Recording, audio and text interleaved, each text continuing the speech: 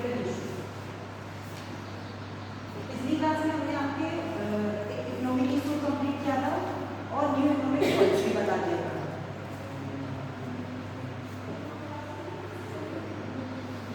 आप class YouTube पे ये लगे हैं, इसमें आप देख सकते हैं, ठीक है।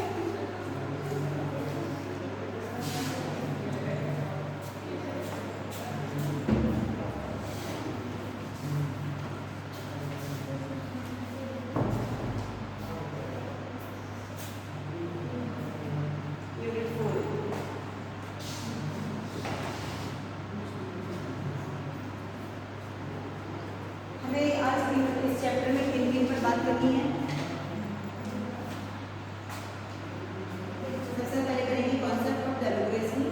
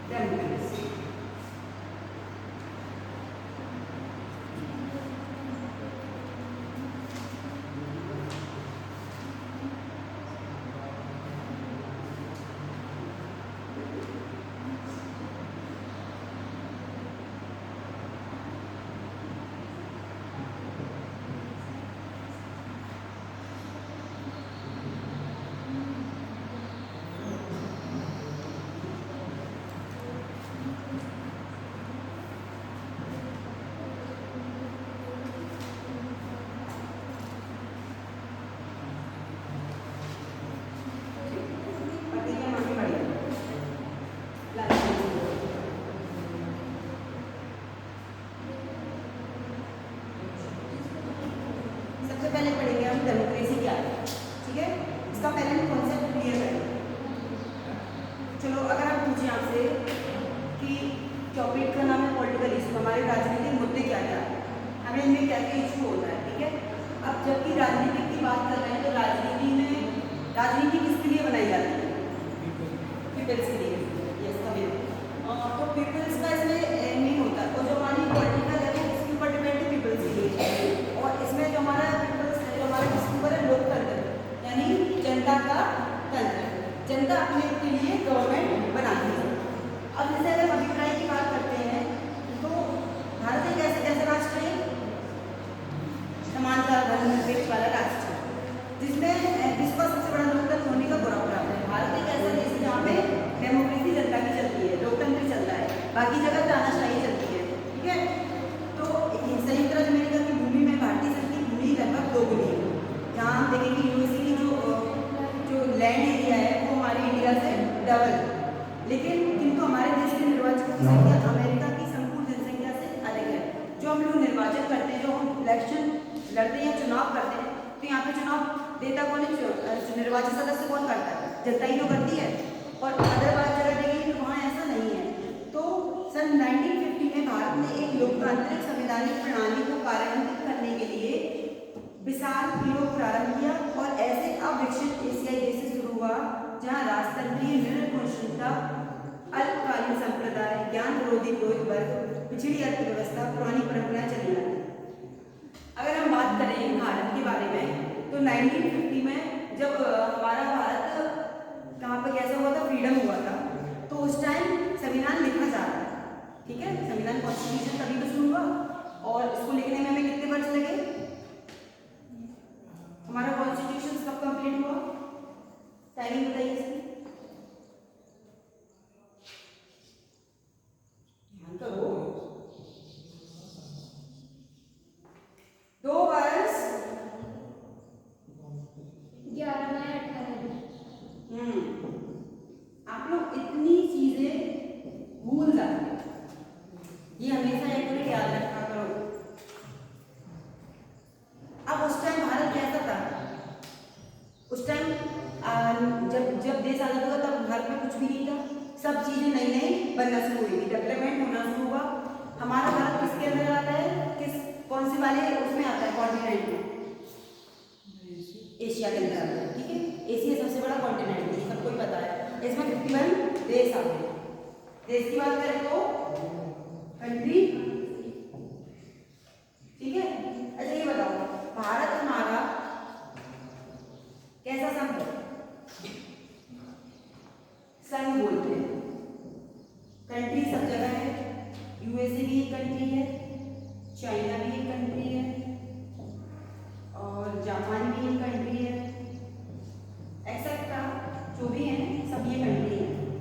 तो हमारे भारत की क्या एक विशेषता है इन कंट्रियों के अकॉर्डिंग? मैंने कहा ये भी इंडिया भी एक हमारी कंट्री है, इंडिया भी कंट्री, अगर शायद पता हो तो कोई बताएगा नहीं तो। ये चाइना की कंट्री है। तो क्या डिफरेंट है इन सब कंट्रियों से? हम कल्चर को लेके ही चलेंगे, हमें पहना भी होना नहीं देखना, कोई और फैक्ट बताओ। नहीं, इन सब में जितनी भी ये कंट्रियां दी गई हैं, इनमें संघ, राज्यों का संघ नहीं है ये, इनमें सिर्फ सिटीज होंगी, इंडिया में भी कंट्रीज होंगी छोटी छोटी सी। लेकिन हमारा इंडिया है, इंडिया के अंदर जो स्टेट पाए जाते हैं, राज्यों का संघ है ये इंडिया। हमारे इंडिया में अकेले राज्य पाए जाते हैं, बाकी किसी कंट्री में राज्य नहीं पाए जाते। अगर आप चाइना की कंट्री, चाइना की जो कैपिटल है बीजिंग, तो उसकी हम क्या बोलते हैं? वो भी एक कंट्री है बीजिंग। यूएसए की जो भी कैपिटल होगी वो भी एक कंट्री है। बट अगर हम इंडिया की बात करेंगे तो इंडिया की जो कैपिटल है वो दिल्ली है, वो हमारी कंट्री नहीं है, स्टेट है। सिर्फ भारत एक ऐसा देश है जिसमें राज्य बनाए गए हैं, बाकी किसी कंट्री में राज्य नहीं है, बाकी सब कंट्रियों में कंट्री पाई जाती है, भले ही वो छोटी हो चाहे बड़ी, ठीक है। ये एक अलग पहचान है इंडिया, इसलिए क्योंकि ये राज्यों का संघ है। बाकी इनमें आपको राज्य देखने नहीं मिलेंगे, चाइना में आप जाएंगे राज्य नहीं मिलेंगे, जापान में राज्य नहीं मिलेंगे, यूएसए में नहीं मिलेंगे, रूस में राज्य नहीं मिलेंगे, सिर्फ भारत में ही राज्य मिलेंगे। भारत के जो स्टेट होते हैं तो हम बोलते हैं कि हम यहाँ पर अरुणाचल प्रदेश राज्य में गए, ये तो नहीं बोलते अरुणाचल प्रदेश कंट्री है, नहीं। कभी ये समझ में आया एक तक तो ठीक है। अब हम जब आगे की बात करेंगे तो लोकतंत्र का शब्द अर्थ क्या होगा? लोकतंत्र के लिए प्रजातंत्र, जनतंत्र आदि शब्द का प्रयोग किया जाता है। साधारणतः जनतंत्र दो शब्दों से बना होता है, जनतंत्र जनता और प्लस साधारण, जन प्लस तंत्र, ठीक है। जन का मतलब होता है जनता और तंत्र का मतलब होता है शासन, ओके। तो इन्होंने बताया जनता का मतलब शासन होता है। तो अंग्रेजी, अगर हम अब हमने जैसे कि हमने अर्थ बताना है, पहले इसको कॉन्सेप्ट क्लियर करना होता है। तो कॉन्सेप्ट में हम देखेंगे कि किस भाषा का शब्द है, अंग्रेजी भाषा का शब्द है। कहीं कहीं आपने देखा होगा कोई शब्द लेटिन भाषा के होते हैं, तो ये अंग्रेजी भाषा का शब्द है, जिसे हम बोलते हैं डेमोक्रेसी।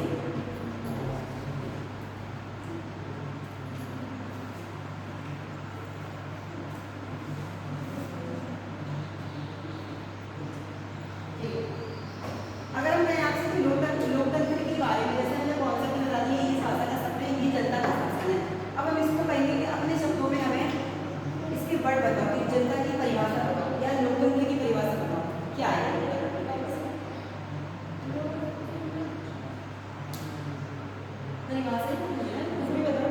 ऐसा शासन जो जनता के हित के लिए जनता द्वारा बनाया गया शासन है, वो हमारा लोकतंत्र कहलाता है। यही तो बताना है, जो जिसमें हम समाज के हित के लिए कार्य करते हैं और समाज के हित के लिए निर्णय लेते हैं, उनके जीवन और व्यक्तिगत समूह के प्रभावित करते हैं। उनका व्यक्तिगत जीवन है, उनको भी देखकर ही चलते हैं कि उनको कोई आगे प्रॉब्लम ना आए, इस हिसाब से हम आगे के निर्णय लेकर चलते हैं। इन्होंने इसके अर्थ को 4-5 कैरेक्टर में डिवाइड किया है। एक होता है संकीर्ण, दूसरा आएगा व्यापक, और तीसरा आएगा संकीर्णम अर्थ, और चौथा आएगा पॉलिटिकल। जैसे कि अगर हम संकीर्ण की बात करेंगे तो संकीर्ण मतलब होता है छोटा विस्तृत क्षेत्र, ठीक है। व्यापक की बात करेंगे तो ये बड़ा क्षेत्र। तो संकीर्ण उन्होंने कहा है जीवन के सभी क्षेत्रों में समाज के सभी सदस्यों की आज़ादी से वे निर्णय ले सकते। ऐसा तो नहीं हमने बातें मना किया हो कि आप कोई सोच नहीं सकते, आपको आज़ादी नहीं है सोचने की, आप निर्णय नहीं ले सकते, ऐसा तो नहीं हमारे शासन में। हमारे भारत के जो शासन है उसमें लोगों को अपने जीवन से रिलेटेड कोई भी व्यक्तिगत हो या सामूहिक रूप से वो अपना निर्णय ले सकते हैं और प्रभावित कर सकते हैं। दूसरा आता है व्यापक। इसमें क्या होगा, सामाजिक जीवन शैली को दर्शाता है जिसमें प्रत्येक व्यक्ति को समाज की संरचनाओं और संस्थाओं उनकी भागीदारी के संदर्भ में समानता का अधिकार है। हम व्यक्ति को रोक नहीं सकते कि आप इसमें पार्टिसिपेट नहीं कर सकते, हम ऐसा नहीं कर सकते।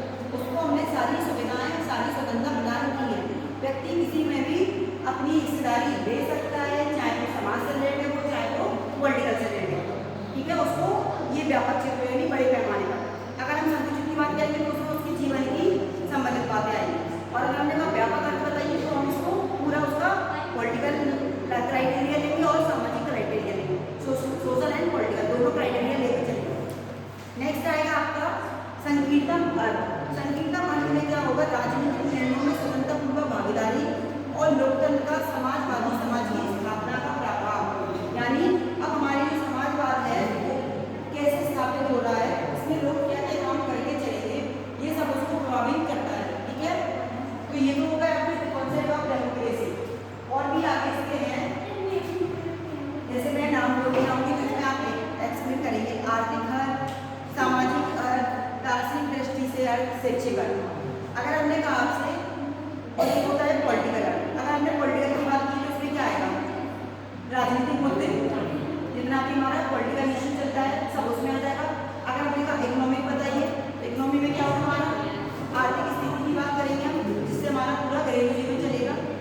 हमने कहा अगर सामाजिक अर्थ की बात करेंगे तो इसमें क्या होगा, व्यक्ति का संपूर्ण जीवन निहित होगा, वो अपने जीवन के बारे में इसमें स्वतंत्र है। अगर हमने कहा दार्शनिक दृष्टि से क्या होगा, तो इसमें जो हमारे विद्वान होते हैं उनकी क्या इसमें क्षेत्र रहा है और क्या इसमें सहयोग रहा है, उनके बारे में डिटेल होगी। जैसे राधा कृष्ण आयु, नाम सुना है,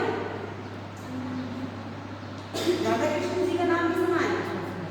अभी तो जयंती मनाई थी, वो क्या शिक्षक दिवस के रूप में,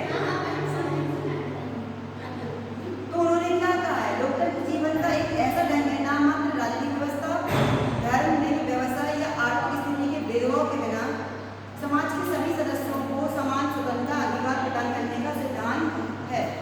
ठीक है, तो वो ये कहना चाहते हैं।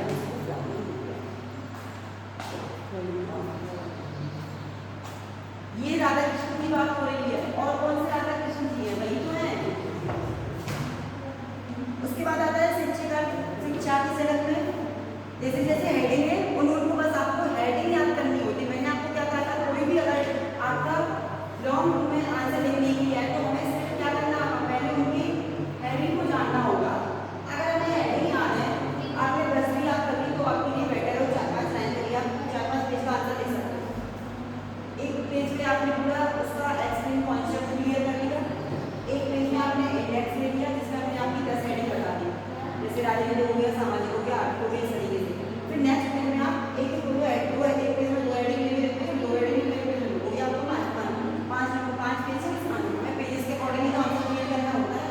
एक पेज में कम 14-10 नंबर का क्वेश्चन क्लियर नहीं कर सकते, तो इस हिसाब से आपको पहले मेन उसमें पॉइंट को क्लियर करना हो। पॉइंट हो गया या तो वो किसी भी आंसर को 5-6 पेज से ज़्यादा तो करोगे नहीं, पूरी तो कॉपी भर के नहीं रखोगे, 20 नंबर हो तो चाहे कुछ भी हो, तब हमें पॉइंट पे नंबर मिलते हैं। हम वही आंसर को अगर आपने 5 पेज में थ्योरी लिख ली और उसी आंसर को किसी स्टूडेंट ने पॉइंट में दिया तो उसको पॉइंट के नंबर मिलेंगे, ना कि थ्योरी। समझ में, पॉइंट्स इंपॉर्टेंट, अंडरस्टैंड। अब आएंगे हम कैरेक्टराइज ऑफ डेमोक्रेसी, इसकी क्या क्या विशेषता है, डेमोक्रेसी क्या क्या विशेषता डालती है। एक आता है जनता के व्यक्तित्व का निर्माण करना, शासन करना। जाहिर सी बात है, हमारी जो डेमोक्रेसी है, जो शासन है, वो जनता के व्यक्तित्व का निर्माण करती है कि नहीं करती है। ठीक है, तो अगर हम करें लोकतंत्र का अंतिम औचित्य यह है कि नागरिकों के मन में कुछ विशेष प्रवृत्तियां उत्पन्न करता है कि नहीं करता। ठीक है, प्रवृत्तियां क्या होती हैं,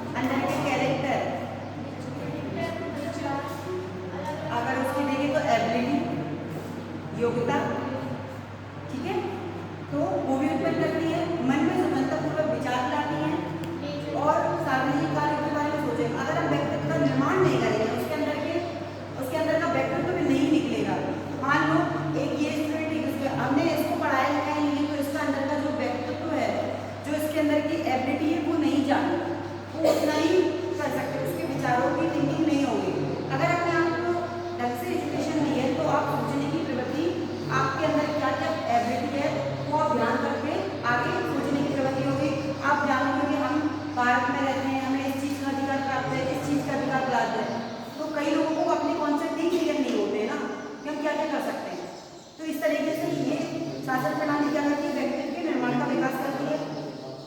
दूसरा आ जाएगा नैतिक विकास। नैतिक की बात करते हैं यानी मोरलिटी, उसकी मोरल उसका अंदर का कैसा है। हम मोरल ज्ञान किससे लेते हैं? नैतिक शिक्षा कैसे लेते हैं? कैसे पढ़े? मान लो छोटे बच्चे हैं, हम उनको मोरल कैसे देंगे? तो पढ़ ही नहीं पाएंगे किताब।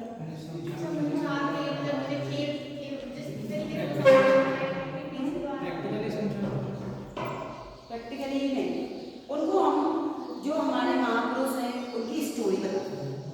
मोरल एजुकेशन तो हम स्टोरी के द्वारा ही तो देते हैं। सरल शब्द बोलना, सत्य की पर उसको स्टोरी बताएंगे, ठीक है। ईमानदारी के लिए तो ईमानदारी वाली स्टोरी बता देंगे। कोई जैसे हम कहते थे राजा हरिश्चंद्र, हम हमेशा क्या कहते थे? ट्रुथ बोलते थे, तो उनकी स्टोरी बता के बच्चों को मोरल बताते हैं, उनके बारे में, उनके अंदर मोरलिटी कैसे जाती है। ये तो कहते हैं कि हमेशा सच बोलना चाहिए। अगर बच्चा सच बोलेगा नहीं तो उसको दोनों के ट्रुथ एंड फेयर के दोनों के हम प्रॉफिट एंड लॉस के बारे में समझाते हैं कि इसके क्या प्रॉफिट है और क्या लॉस है। यही तो बच्चों को बताते हैं एक्सप्लेन करके, या उसको सबसे ज्यादा नैतिक विकास कैसे होता है? एक स्टोरी के माध्यम से, कहानी के द्वारा बच्चा जल्दी समझता है, क्योंकि वो बच्चेपन में बच्चों को स्टोरी ज़्यादा अच्छी लगती है। तो आपने देखा होगा दादा नानी ये सब लोग स्टोरी सुनाते हैं, क्लास में टीचर्स भी स्टोरी के द्वारा ही करता है। तो उनका नैतिक विकास कैसे होगा? उनके चरित्र का विकास होगा। नैतिक का मतलब होता है उनके अंदर के गुण सही करना, उनका चरित्र क्लियर करना। तो ये सब हम किससे करते हैं? ये लोकतंत्र की विशेषता है कि व्यक्ति का चरित्र भी क्लियर हो।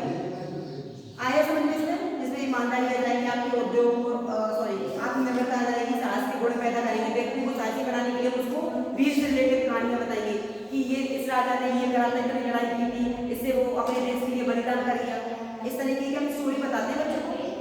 नेक्स्ट आएगा लोक शिक्षण का सर्वोत्तम सर्वोत्तम साधन है। चुनाव के समय मीडिया समस्याओं के विभिन्न पक्षों पर प्रकाश डालती है। जब हम चुनाव लड़ते हैं तो उस समय मीडिया क्या करती है? समस्या बताएगी कि इस गांव में जाओ, यहाँ ये समस्या है, पानी की कमी, बिजली की कमी, सड़कों का रख रखाव नहीं है, या पेड़ पौधे नहीं है, कुएं नहीं है, इस तरीके की वहाँ पे समस्या बताएगी। फिर उसके बाद क्या होता है?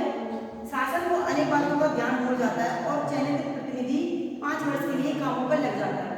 अगर हम मान लो हमने इलेक्शन लड़ा और हम किसी जगह पे गए ही नहीं, हमने वहाँ की कमजोरियाँ ही नहीं देखी, तो हमें कैसे पता चलेगा कि लोगों का वहाँ जीवन कैसा है? तो हमें पहले जाके वहाँ से फील्ड देखना होगा, ठीक है। और कहीं अब जैसे वो तो बात अलग होती है कि हम चुनाव के समय प्रॉमिस कर देते हैं कि नहीं हम ऐसा करेंगे, लेकिन करता तो है नहीं। 1-2 काम कर देंगे शुरू के लिए, बाद में भूल जाते हैं। तो एक हमारा जो लोकतंत्र है वो क्या करता है?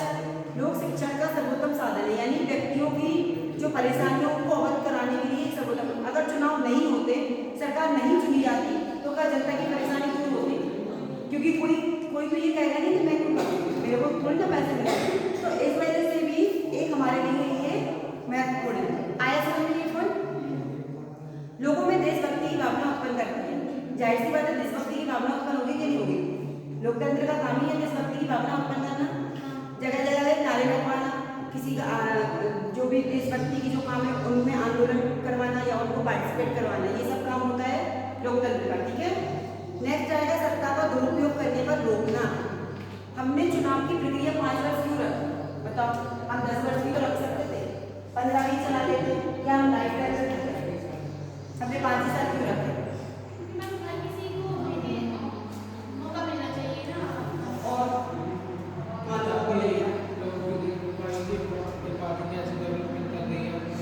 कोई इसका दुरुपयोग ना कर सके अपने इसलिए हमने दुरुपयोग को रोकने के लिए इसके 5 वर्ष का कार्यकाल नियोजित किया है कि व्यक्ति 5 वर्ष में क्या कर सकता है क्या नहीं, उसको पता चल जाएगा।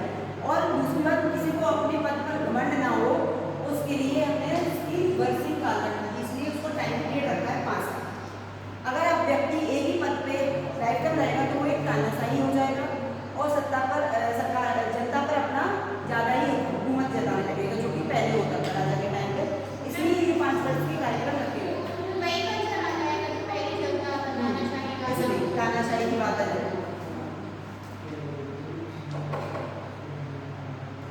सत्ता का दुरुपयोग हो गया। जनता की इच्छा और विशेषता का सुंदर समन्वय है। जनता की इच्छा इसमें होती है या नहीं, ये तो सबको पता है। चुनावी के समय जनता अपनी इच्छा से काम कराती है। लोग इतना शासन देंगे। दूसरा है विकास की तीव्र गति। अगर लोकतंत्र नहीं होगा तो क्या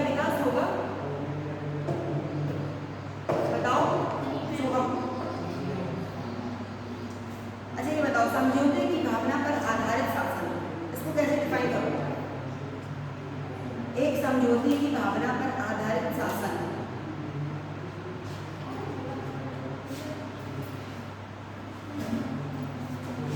लोकतंत्र में कार्य कैसे होते हैं? परस्पर होते हैं, ठीक है, एक दूसरे के लिए होते हैं। तो इसमें अगर हमने व्यक्ति को काम दिया और उनको भी दिया और दोनों में सामंजस्य नहीं है, दोनों में समझौता नहीं है, तो क्या होगा? लड़ाई होगी। तो इसलिए समझौता जरूरी है। तो जो कि लोकतंत्र में हमें बताता है कि हमें समझौते पर भी कार्य करना होगा, उनकी भावना को विकास करना होगा। क्रांति की भावना कम होना, क्रांति की संभावना कम होना, ज्यादा क्रांतियां ना हो, पूरी क्रांति ना हो, इसके लिए भी लोकतंत्र का काम होता है। ये होगा आपके कैरेक्टराइज। कितने कैरेक्टराइज दिए थे आपके? 11। इनकी अंडरलाइन को याद कर लेना, मैं कल की क्लास में पूछूंगी इनके पॉइंट्स। जो कॉन्सेप्ट थे उसमें 10 थे, इसमें 11 है, तो ये पॉइंट्स आपको याद करके आना, ठीक है? कल मैं पूछूंगी, पहले थोड़ा नेक्स्ट आएगा आपका relations of education and democracy. लोकतंत्र में शिक्षा क्या है, उसका क्या संबंध है, क्या अभिप्राय है? शिक्षा जरूरी है लोकतंत्र में? अनामिका, मैंने पूछा शिक्षा जरूरी है लोकतंत्र में? कैसे? अगर मैं लोकतंत्र में शिक्षा नहीं होगी, जैसे कोई बच्चा है, उसे पढ़ाएंगे नहीं, तो उसे पता ही नहीं होगा उसके गुण वो भी विकसित नहीं होंगे। यानी कि शिक्षा एजुकेशन का हमारे डेमोक्रेसी में एंड लोकतंत्र में शिक्षा ऐसी व्यवस्था की जानी चाहिए जो व्यक्ति के रुचियों के सामाजिक कार्यों और संबंधों में उत्पन्न कर सके। ऐसी शिक्षा में होनी चाहिए। ऐसी शिक्षा नहीं रखनी चाहिए जिसमें व्यक्ति रुचि ना हो, इंटरेस्ट ही ना हो। हमें यानी सरल से कठिन शब्दों का प्रयोग करना चाहिए। ऐसा नहीं कि हमने पहले ही हार्ड वर्ड रख दिए और व्यक्ति उसको एक्सप्लेन ही नहीं कर सकता है, सामने वाला एक्सप्लेन नहीं कर पा रहा है और जो सुनने वाला है वो भी कुछ समझ नहीं पा रहा है। तो उसकी रुचियों के अकॉर्डिंग हमारी शिक्षा का भी उपयोग होना चाहिए, ठीक है? और सबसे दूसरी बात है, मातृभाषा में शिक्षा देनी चाहिए, क्योंकि बच्चा पहले अपनी मातृभाषा को ही ग्रहण करता है, उसी के अकॉर्डिंग शिक्षा ग्रहण करता है। हम डायरेक्टली उसको मातृभाषा ना करके अगर उसको हार्ड लैंग्वेज में समझाएंगे तो वो समझ नहीं पाए, क्योंकि अभी उसकी मेंटलिटी उतनी ही कर है। तो शिक्षा की आवश्यकता होगी। अगर हम कहेंगे इसमें लोकतंत्र की शिक्षा के उद्देश्य क्या क्या होगा? पहला रहेगा जैसे व्यवसायिक कुशलता का विकास करना, ये हमारा उद्देश्य है। यानी कि जो व्यवसायिक कुशलता है, हम एजुकेशन क्यों क्लियर करते हैं? एजुकेशन का हमारा महत्व क्या होता है? पढ़ के सीधा अपने माइंड को फ्रेश कर देना कि कुछ और भी है इसमें। हमने कहा शिक्षा का क्या उद्देश्य है लोकतंत्र में, क्यों करी जाती है? एक तो आपने बता दिया व्यक्ति प्रिपेयर हो, दूसरा और व्यवसाय की बात करते हैं। व्यवसाय क्या है?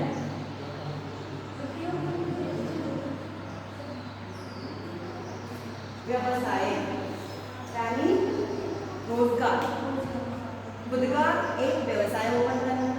अगर हमने शिक्षा करती तो वो व्यवसाय के रोजगार को ज़्यादा खोलेगा और उसे अपना क्या करेगा, अपनी जो भी उसकी मूलभूत आवश्यकता है उनको पूर्ति कर सकता है। तो एक व्यवसाय उसके लिए एक अहम पहलू होता है। चरित्र एवं नैतिक का विकास करना, हमारी शिक्षा का एक उद्देश्य वही होता है कि हम व्यक्ति के चरित्र का विकास करें और उसके नैतिक विकास भी हो। उसका अंदर का जो चारित्रिक है वो क्लियर होना चाहिए।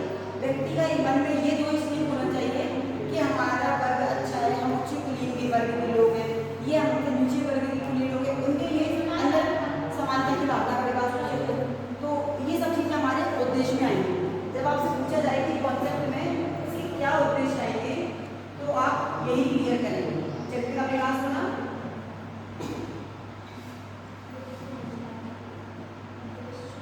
ठीक है। दूसरा क्या बताया तुमने? व्यावसायिक कुशलता का विकास करना।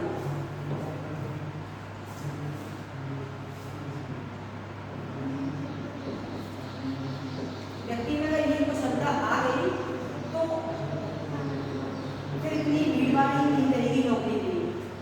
अगर व्यक्ति खुद से कुशल हो गया, हर एक काम को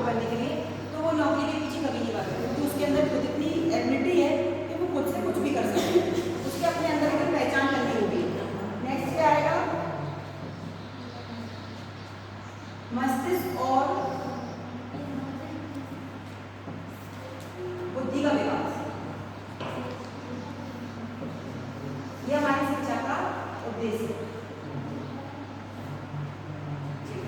कुशल नागरिकों का प्रशिक्षण होना चाहिए। प्रशिक्षण का मतलब ट्रेनिंग सेंटर होने चाहिए जिसमें जो कुशल नागरिक हैं या जो आज के वर्ग के लोग हैं, जैसे 20 से लेकर 25 तक के, जो 30 तक के एज के बच्चे होते हैं, उनको उनके अंदर स्किल डेवलपमेंट जल्दी हो, ठीक है।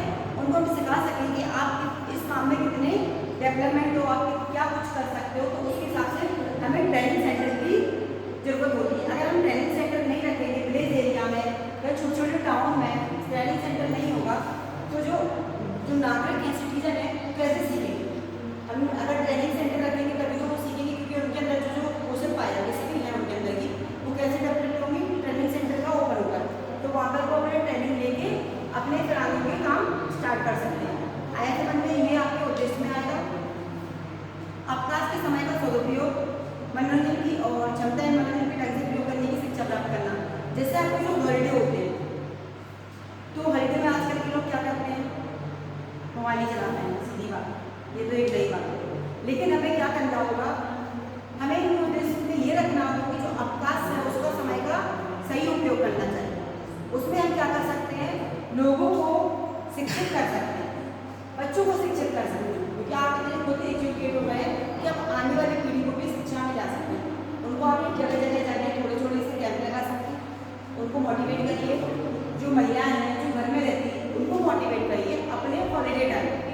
तो इससे क्या होगा? एक तो आपको भी अंदर अपने जोश आएगा, आपको भी सोचेंगे मैं कुछ कर रहा हूँ समाज में। दूसरी बात, जो हमारी पीढ़ी है, जो हमारी आने वाली पीढ़ी है और जो महिलाएं हैं, तो उनको भी इससे कुछ फायदा होगा। तो इससे दोनों ही आपके काम होंगे, तो शिक्षा का उद्देश्य भी पूरा हो रहा है, दूसरा आपका भी समय का प्रयोग होगा, ठीक है।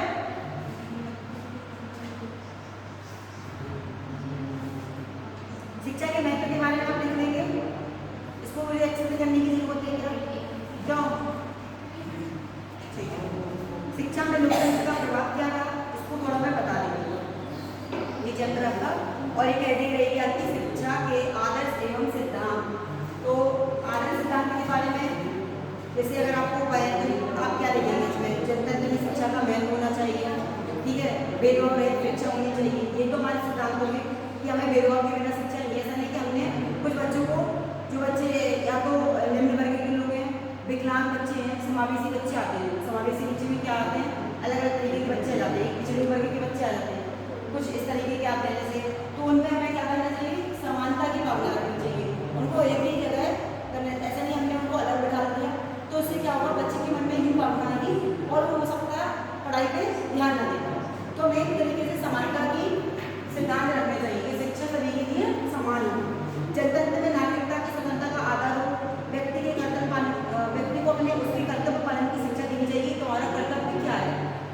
सबसे बड़ा उसका कर्तव्य क्या होता है कि हमारे जो देश की धरोहर होती है उसका हमें क्या करना चाहिए? सम्मान करना चाहिए। जैसे झंडा है, कई लोग उसको ऐसे कर देते हैं, तो उनको सिखाना होता है कि ये तिरंगा हमारी शान है, इसको हम ऐसे नहीं कर सकते। तो ये हमारा कर्तव्य है कि उसकी हम रक्षा करें, ठीक है। जहाँ भी जनगण मनगण हो रहा है तो वहाँ पर हमें खड़े रहना है, ये नहीं कि गान चल रहा है और हम निकलते जाएं, क्योंकि वो भी हमारा कर्तव्य है उसकी रक्षा सम्मान करना।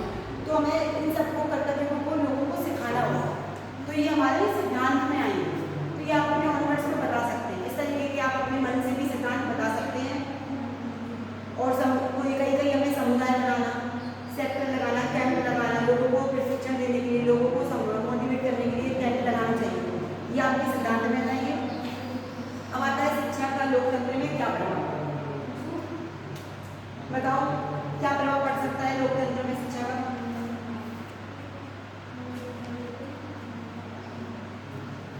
बताओ। उसको प्रभाव पड़ा होगा जब शिक्षा आई है लोकतंत्र में, तो क्या प्रभाव पड़ा होगा? ठीक है, रिलीजियस सेक्रेटरी हो गया, चलो और कुछ तो हम इंग्लिश में भी बोल सकते हो, नो प्रॉब्लम, डोंट एवर।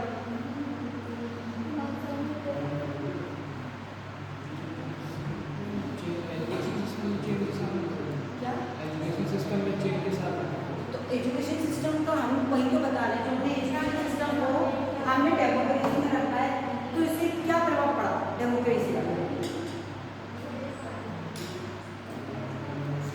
जैसे एक तो उन्होंने बोल दिया कास्ट को रिलेटेड और रिलीजियस को रिलेटेड, वो चीज़ें तो कि हम लोग जाति को लेकर करके नहीं लड़ते, ना ही किसी की तरफ को ठेस पहुँचाते। ये हमारी शिक्षा से तो आया है, शिक्षा में नहीं हो सिखाया है। दूसरा आता है बालक के व्यक्तित्व का महत्व। बालक क्या है, हमारी शिक्षा किस पर केंद्रित है? एक बच्चे के ऊपर। हम शिक्षा को बच्चे से जो स्टार्ट करते हैं, डायरेक्टली हम कॉलेज स्टूडेंट को तो नहीं पढ़ाते, तो बालक का व्यक्तित्व का विकास दिन ब दिन बढ़ता जा रहा है। यही तो हमारा एजुकेशन का प्रभाव पड़ा है कि हमारे जैसे आप जब जाएंगे तो आपको अभी अगर आप बीएड करते हैं तो उसमें आपकी माइक्रो मैक्रो नाम की टीचिंग क्लास होती है। 7 डे की आपकी माइक्रो क्लास लगती है और मैक्रो लगती है 40 डे की क्लास, जिसमें आपको ये पॉइंट समझाए जाते हैं कि हमारे शिक्षा का मेन बिंदु क्या है, बालक। हम सारी जो हमारी शिक्षा का केंद्र बिंदु बालक माना है, यानी हमें बालक की शिक्षा को लेकर ही चलते हैं कि हम बालकों को कैसे विकास कर सकते हैं, उसको कैसे रुचि पैदा कर सकते हैं, उसको हम किस तरीके से आगे बढ़ने के लिए प्रोत्साहित कर सकते हैं। क्योंकि बच्चे की दिमाग ऐसा होता है जिसको हम जैसा डालेंगे बच्चा वैसे प्रोग्रेस करेगा। समझ में आया? तो बालक के व्यक्तित्व का महत्व दिन ब दिन बढ़ता जा रहा है। शैक्षिक अवसरों की समानता के सिद्धांत पर विशेष ध्यान दिया। शैक्षिक अवसर कैसे कैसे होते हैं? कई तरीके के अवसर पाए जाते हैं शिक्षा से रिलेटेड, उनको भी दिन ब दिन बढ़ते जा रहे हैं। प्रत्येक व्यक्ति को एक निश्चित अवधि तक निःशुल्क और अनिवार्य सार्वभौमिक शिक्षा की व्यवस्था की गई। ये हमारे एक प्रभाव है। हमने क्या बताया था, 6 से लेकर 14 वर्ष के बच्चों के लिए हम लोगों ने क्या कर दी है, निःशुल्क शिक्षा कर दी है, सार्वजनिक शिक्षा कर दी है। कई उनको पुस्तकें वितरण, ये ड्रेस वितरण, ये सब हमने अपनी शिक्षा में रखे हैं कि ज़्यादा से ज़्यादा बच्चे आए। पहले के लोग पेरेंट्स क्या करते थे, हमारे हम स्कूल भेजने की जगह कह देंगे तो वो कहेंगे हमारे पास फीस नहीं है, हमारे पास बच्चे के लिए कपड़े नहीं है, हमारे पास किताब नहीं है, ऐसे नहीं है। तो गवर्नमेंट ने यही तो किया है कि हम 14 साल के बच्चों को निःशुल्क शिक्षा देंगे, तब तो पढ़ाएंगे। हमने स्कॉलरशिप की वजीफे की व्यवस्था क्यों रखी कि माता पिता हो सकता वजीफे के चक्कर में भेजते बच्चों को, ये पैसा तो हमें देगा। कई पेरेंट्स भेजते भी हैं, लेकिन ठीक है अगर उनको हमने लालच दिया है तो अपने फायदे के लिए तो नहीं दिया है, बच्चे के फायदे के लिए दिया है, क्योंकि इसमें भी बच्चे का ही विकास आया। समझ में ये प्रभाव डालता है। बालक की शिक्षा के साथ साथ प्रौढ़ों की शिक्षा की ओर भी ध्यान दिया जाता है, जहाँ प्रत्येक व्यक्ति को शिक्षित होना, प्रौढ़ साक्षरता, समाज शिक्षा आदि की व्यवस्था की जाती है। तो प्रौढ़ शिक्षा यानी प्रौढ़ में कौन आ जाएंगे आप? वृद्ध नहीं आते, युवा वर्ग, जो उनकी भी शिक्षा पर भी तो सुधार दिया है। हमने कॉलेजेस की स्थापना की है, यूनिवर्सिटियों की भी स्थापना की है। एनईपी नीति क्यों आई है, यानी कि जो आपका पाठ्यक्रम है उसको चेंजेस किया है। जो पुराना पाठ्यक्रम है वो भी लेके चलेंगे, लेकिन हम उसमें और ऐड करेंगे जो नई नई चीज़ें आती जा रही हैं, उन पाठ्यक्रमों को जोड़ना है। एनसीईआरटी लाई गई है, एनसीईआरटी में नई चीज़ें ऐड किया। तो ये सब होता है। पाठ्यक्रम का विस्तृत कैसा होना चाहिए, लचीला होना चाहिए, यानी ज़्यादा टफ भी नहीं बनाना चाहिए, ऐसे शब्दों को नहीं रखना चाहिए जिससे बालक समझने में कठिनाई महसूस करे। उनको उनके अनुकूल बनाना, उनके योग बनाना, समाज की आवश्यकताओं का प्रयोग करना, ये सब आ गया। कक्षा शिक्षा में जनतंत्र के सिद्धांतों का पालन करना होता है, छात्रों पर कम से कम नियंत्रण हो। ऐसा नहीं है हम अध्यापक क्लास ले रहे हों और छात्र पढ़ाई में रुचि ना दें, तो हमें ऐसे शिक्षकों ऐसे मेथड जो विधियाँ पढ़ते हैं, मेथड होने चाहिए जो शिक्षक उन्हें पढ़कर या अपना कर अपनी क्लास में एक कौशल बना के रखे कि बच्चे उनकी बातों को सुने। तो इन सब चीज़ों का शिक्षा पर प्रभाव, ये लोकतंत्र का प्रभाव डालना है। ठीक है, आपकी ये चैप्टर खत्म हो गया।